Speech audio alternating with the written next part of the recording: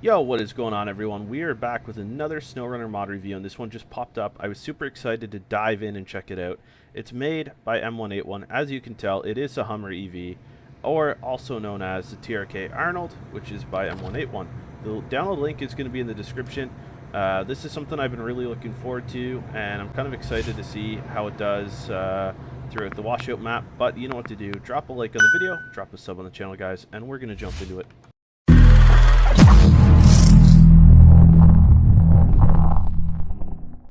Alrighty guys, and today we're going to customize up the TRK Arnold EV by M181. This is based off the new Hummer EV, but it is console friendly. If it's not on console yet, you're going to have to wait until it gets reviewed by SnowRunner and Mod.io before it's released. So we've got three engines: the EV2 dual motor, which outputs 625 horsepower, the EV2X, which puts out 710, and the tri-motor EV3X, which puts out 800 horsepower using triple motor system. So we're going to go with gearbox. We got stock, slider box CVT Gen 5, crawler box Scout Gen 4. We're going to go with the slider box.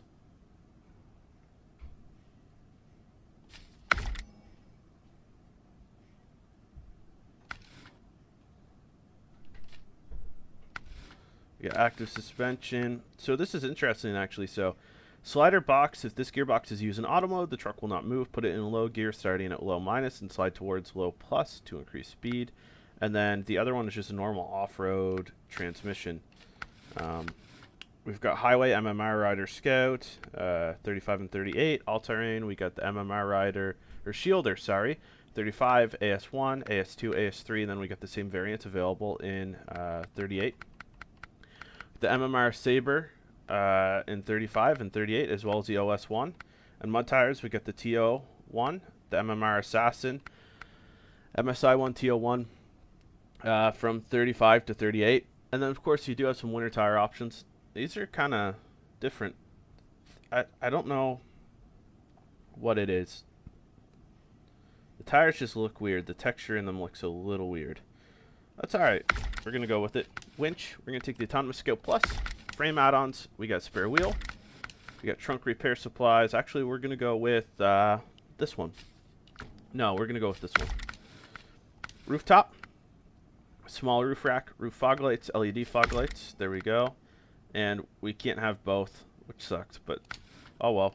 Front bumper, we got the bull bar and rims. Got a few different rim options here.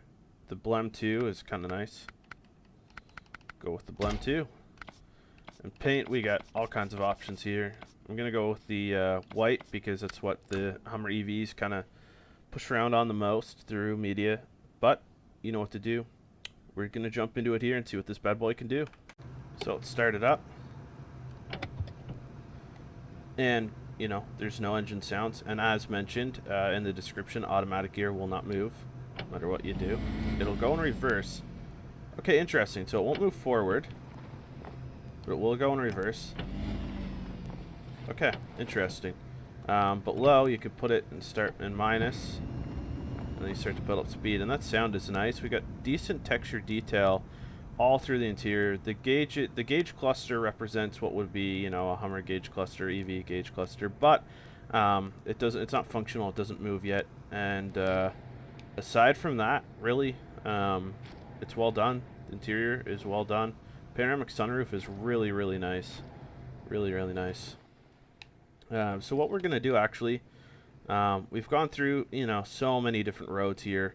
What I kind of really want to do is continue on down here and see where our journey takes us. But what we're going to do is actually go the long and hard way.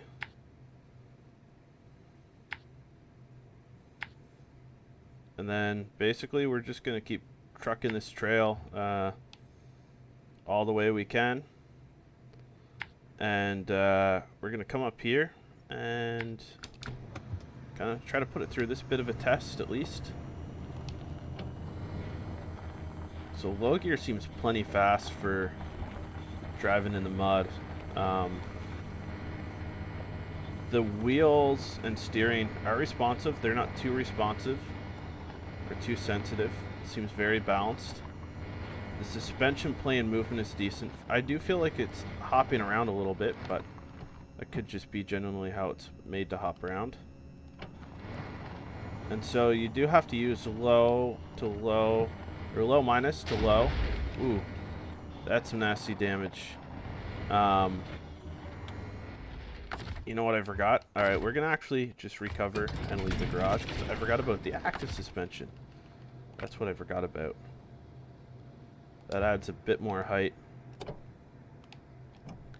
But you do have to start in low minus and work your way up to low, which is, you know, a fair speed for kind of the size and shape of this vehicle, I would say.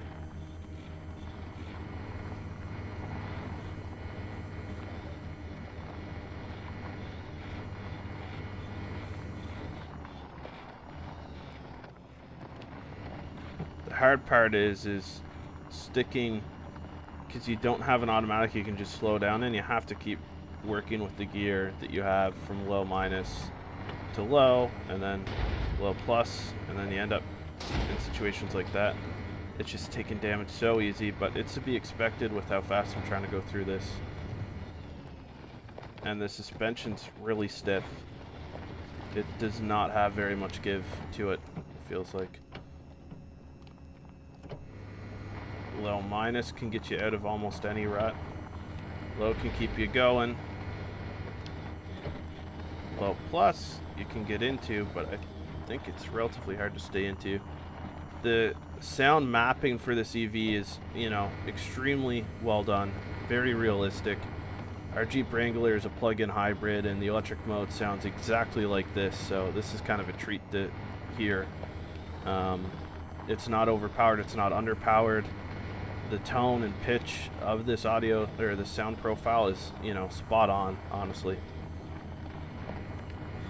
M181 mods were actually some of the first ones I did mod reviews on, and it's amazing to see the work progress, because I remember when MaxMike was just tuning vanilla vehicles, and then slowly and surely he started actually kind of releasing his own mods from scratch. And I know he got a bit of help on the way, as every mod developer in this community has, but the dedication and focus he put into constantly improving really shows, especially with this Hummer. But it's crazy to think when SnowRunner released, you know, there was a couple people who made truck tweaks, what I'll call them, and they were just incredible. They really, truly were incredible. And that's what made the game playable in a lot of scenarios, and then people started getting custom models out, and that's how it kind of evolved from there.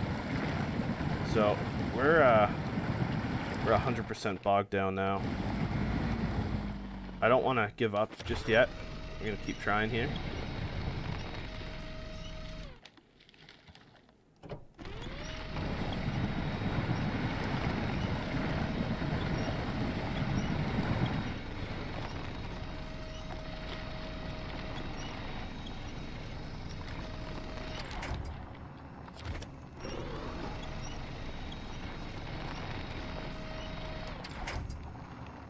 I don't think we're gonna make it any further. This is the first truck I've gotten stuck here.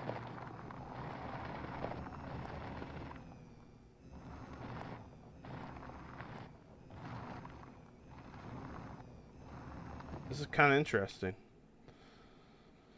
Well, time to recover it, I guess. Not gonna bother sending something to recover it, but let's move it over here and chat about it quickly, and we'll close this mod review out.